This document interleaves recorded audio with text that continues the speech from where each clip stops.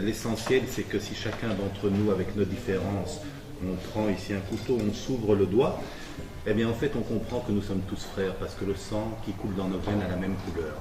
Et c'est le message, je pense, qu'il convient de retirer d'aujourd'hui.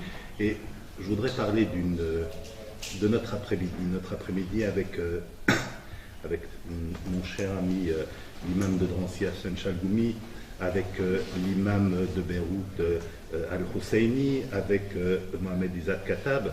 Nous nous sommes rendus à l'hôpital de Jette pour rencontrer une victime, un survivant, un rescapé de l'attentat du 22 mars, qui a endeuillé notre pays et qui a tué plus de 30 personnes, 30 innocents. Et en fait, les terroristes, ils frappent sans demander la carte d'identité, sans demander la confession, sans demander le nom, puisque des juifs, des chrétiens et des musulmans ont été victimes de cette folie, de cette barbarie djihadiste. Et donc nous avons été voir Walter Benjamin, que beaucoup d'entre vous, en tout cas ici belges, connaissez, même au-delà de nos frontières, puisque c'est devenu naturellement, ça s'est fait comme ça à travers les médias, il est devenu le porte-parole des victimes. C'est quelqu'un donc qui, et là aussi il y a tout un symbole, c'est quelqu'un qui allait à l'aéroport ce 22 mars et il se rendait en Israël, il allait rendre visite à sa fille. Le terroriste était juste derrière lui. Il s'est fait sauter, il a tué, il a emporté plusieurs personnes dans sa folie meurtrière. Heureusement, Walter en a réchappé, mais il a perdu sa jambe gauche dans cet attentat. Et donc cette personne, belge, juive, qui se rendait en Israël voir sa fille, la première personne qui est venue vers lui le sauver, c'était un technicien de l'aéroport, de Bruxelles Airport, qui était présent ici aujourd'hui, qui s'appelle Hassan, belge, musulman. Et cette personne lui a sauvé la vie. Et aujourd'hui, cette personne, Hassan, est devenue sa deuxième maman. C'est une personne qui, quand je vais le voir à l'hôpital, est toujours là. C'est une personne qui lui amène tous les jours à manger. En plus de la bonne nourriture, puisqu'il s'agit de la nourriture marocaine, et moi-même, ma mère étant marocaine, je peux vous dire qu'on mange très bien au Maroc. Et cette personne, Walter Benjamin, au-delà d'être devenu le porte-parole des rescapés, même au-delà des victimes des attentats, il est aussi devenu le porte-parole des jeunes bruxellois musulmans. Puisque lorsqu'il a été interviewé au lendemain ou au surlendemain de l'attentat, il a pris la défense de nos jeunes concitoyens de confession musulmane. Il a dit, ne voyez pas dans ces jeunes des terroristes, parce qu'il faut reconnaître, c'est une réalité aujourd'hui.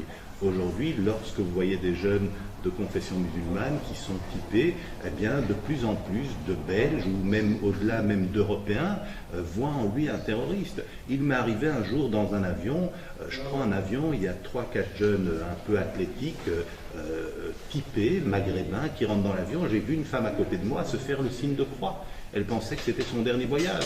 Et donc, on ne peut pas rentrer dans ce jeu-là. D'abord parce que c'est injuste, et aussi parce qu'on rentre dans le jeu du théoricien de tout cela, de l'artisan de tout cela qui était Oussama Ben Laden.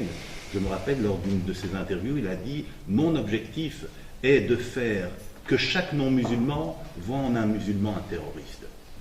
Nous ne pouvons pas donner raison, même post-mortem, à Oussama Ben Laden. Nous devons nous battre contre cela et comprendre qu'il y a une seule chose qui compte. Et je rejoins ce que M. Hadji a dit. Et je me retrouve très fort dans cette phrase que je répète régulièrement, c'est que nous ne pouvons pas juger les gens en fonction de ce qu'ils sont, en fonction de ce qu'ils sont à la naissance. On ne peut pas juger une personne sur sa couleur de peau. On ne peut pas juger une personne sur sa carte d'identité. On ne peut pas juger une personne sur sa confession. Nous devons juger les gens en fonction de ce qu'ils font. Mon père, lorsqu'il a eu 12 ans, on lui a collé une étoile jaune sur la poitrine, ici, à Bruxelles, à quelques kilomètres d'ici, parce qu'il était condamné à la naissance. Nous devons prendre les leçons du passé pour que ceci ne se reproduise plus, parce qu'il faut être conscient d'une chose. Vous avez d'un côté les djihadistes, vous avez d'un autre côté l'extrême droite. L'un se nourrit de l'autre. Ce sont les deux faces d'une même pièce. Et à ceux qui seraient tentés de lutter contre les djihadistes en basculant dans l'extrême droite, il faut qu'ils se rappellent une chose, on ne guérit pas la peste djihadiste avec le choléra d'extrême droite, car on meurt des deux. Donc je pense qu'aujourd'hui, nous avons enfin, moi je suis ravi de me retrouver avec vous tous ici. Nous avons certainement nos différences, nos divergences d'opinion, mais comme je pense, comme mon ami Hassan Chalgoumi l'a dit, c'est pas important, c'est même un luxe, c'est un luxe de la démocratie. En démocratie, on peut être en désaccord, mais il faut respecter le désaccord, il faut respecter l'altérité, il faut respecter la diversité, et de là on comprendra que on va s'enrichir de cela, que ça va nous apporter quelque chose. Je pense que nous tous ici aujourd'hui assis autour de cette table, eh bien nous sommes une illustration de ce vrai vivre ensemble, pas le vivre ensemble qu'on retrouve dans les discours politiques et qui est un slogan creux, le vrai vivre ensemble. Le vivre ensemble, pas en théorie, mais le vivre ensemble mis en pratique.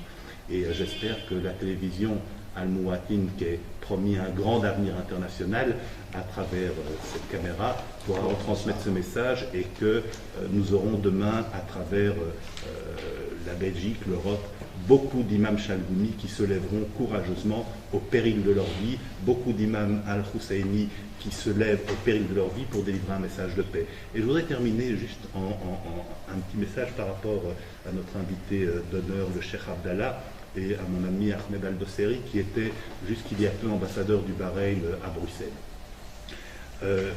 Le Bahreïn est aussi un exemple de cela. Le Bahreïn est un tout petit pays. Le Bahreïn, c'est 750 km².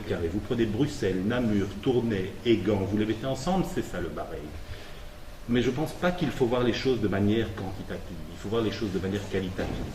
Pour m'être rendu moi-même au Bahreïn il y a quelques années, en visite officielle, pour rencontrer les membres du gouvernement et pour rencontrer aussi la rue bahreïnie, j'ai vu ce qu'on ne voyait pas spécialement dans les médias. C'est-à-dire j'ai vu un pays où on vit librement, j'ai vu un pays où juifs, chrétiens, musulmans peuvent aller librement pratiquer leur foi.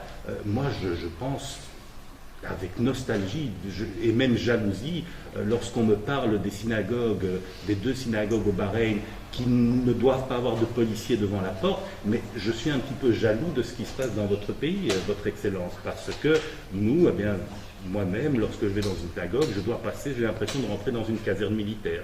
Alors, c'est très bien que les militaires soient là pour protéger les synagogues, mais c'est dramatique qu'on doit en arriver là. C'est quelque chose, ce n'est pas normal. Et donc, le Bahreïn est aujourd'hui face à, déjà depuis quelques années, face à une menace existentielle.